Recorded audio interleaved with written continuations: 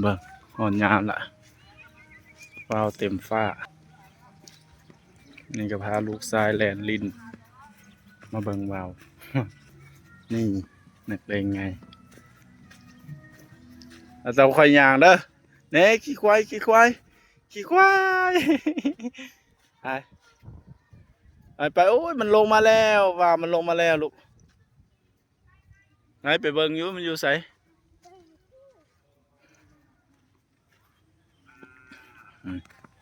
ห้าวแห้ง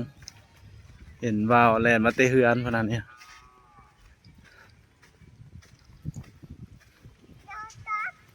หืมลูกก็อยากได้บ่มันน่ะบัตรติเกตให้ไปย่างไปเบิ่งนะ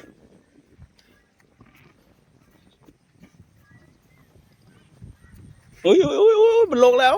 ว่าวตกแล้วเนี่ยว่าวตกว่าวตกว่าวตกตกแล้วขึ้นอีกแล้วไปเอาไปเบิ่งใกล้ๆไป